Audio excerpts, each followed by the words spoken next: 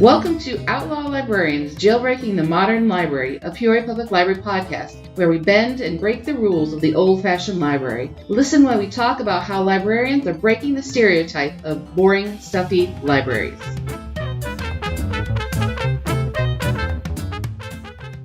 Welcome to Peoria Public Library's podcast, Outlaw Librarians. We're at episode number 13, The Music That Captures Us All. Today we have Alyce. Alyce is head of programming department. Welcome, Alyce. Thank you. What is your work history with Peoria Public Library? How long have you been here? I started in 1998 as a children's librarian at Lakeview. Then I moved to the head of the South Side branch, which doesn't exist anymore. And then I was head of the children's department here at the main library. And then I moved into manager programming around 2010-ish. Yeah. What brought on the idea of a monthly music program? I can't take credit for it. Stacy Peterson, that worked with us in the programming department, she created it in 2012 in the fall. Mm-hmm. And she did a few, I don't know what you want to say, episodes of it, to finish out the year in 2012. And then it just took off from there. She booked 2013. And then when she left, I just kind of stepped in and took over and kept it going. And so now here we are, booked through 2018. If you've been in the McKenzie room at the North Branch, the acoustics in there are really, really good for speaking, music, anything like that. They really are. And it's funny, the bands come in there and they say, oh, it's like this was made for music. Well, no, not really, but hey, it works. Happy accident. Yeah. Uh-huh. And the McKenzie room is named for Mike McKenzie, who was on our board for many, many years. And he was a huge help when we were passing the referendum and building the new buildings and whatnot. So there we go. Music in the McKenzie. Okay. Why is it important for libraries to have big music programs? It's just something that's unexpected. You don't really associate live music performances in a library. The patrons, they didn't know what to expect when we first started it, but they've come to grown to love it, basically. We have quite a good group of people that come back pretty much every month and can't wait to see who's booked for next month and whatnot. And the bands, they just think it's the most awesome thing. They think it's funny that they're coming and playing music in a library, and they crack jokes about, oh, we have to be quiet. Yes, you do have to be maybe a little quieter, but there are quite a libraries. Our libraries are little ones. There's quite a few programs where we leave the doors open to the room and the whole library can probably hear, but it's okay. It works. It's not like we're out there playing rock music and blasting people out. So no. Yeah. How do you go about finding bands and performers? Well, we look at what is going on around us. We're between St. Louis and Chicago, and so we can take a look to see what's going on at those places. Since we're a Sunday series, we can tap into people that are maybe going from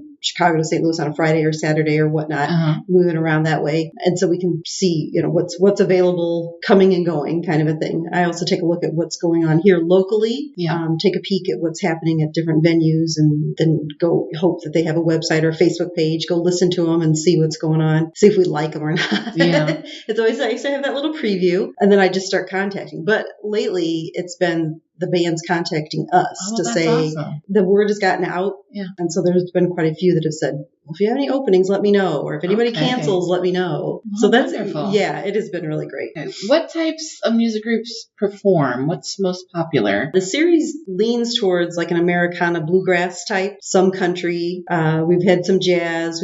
We've had some Irish. Like I mentioned before, we don't go towards the rock bands. We did have a couple, and we said, okay, well, it's too much. It's too loud.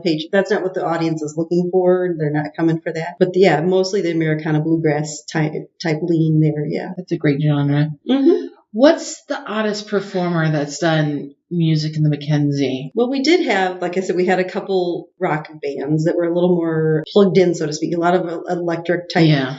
And it was too much. And we had to dial back from that. We had a classical guitarist that was not part of the series, but we have had that in there as well. We had one band that just came in, sat down, made a semicircle of chairs, and just started playing. No microphones, no speakers. And I thought, oh, this is what's going to happen. They were awesome. And we can't wait to have them back, if it works out. And they actually just emailed after the first of the year and said, we don't want to miss out. So when can we get in there again?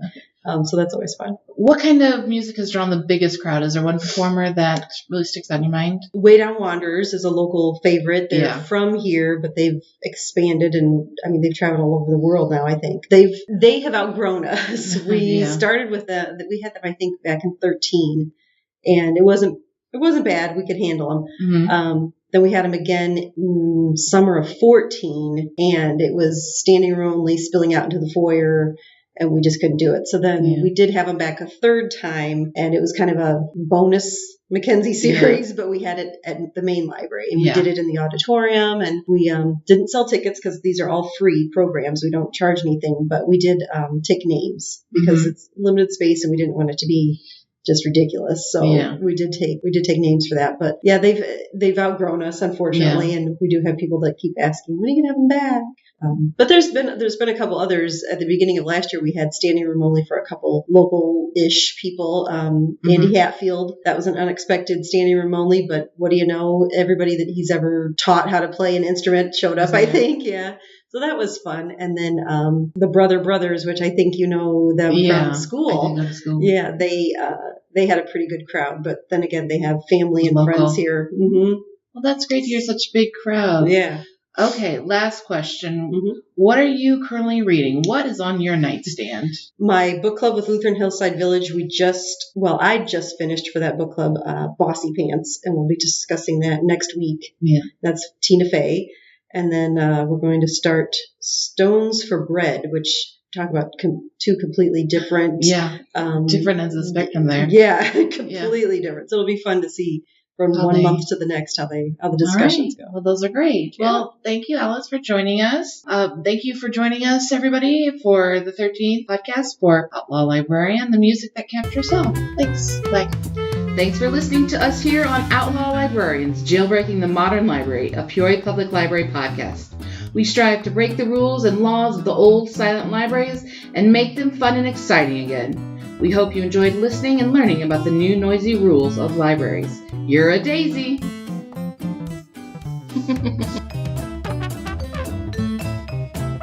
The Show Must Be Go by Kevin MacLeod, Incompetech.com, licensed under Creative Commons by Attribution 3.0.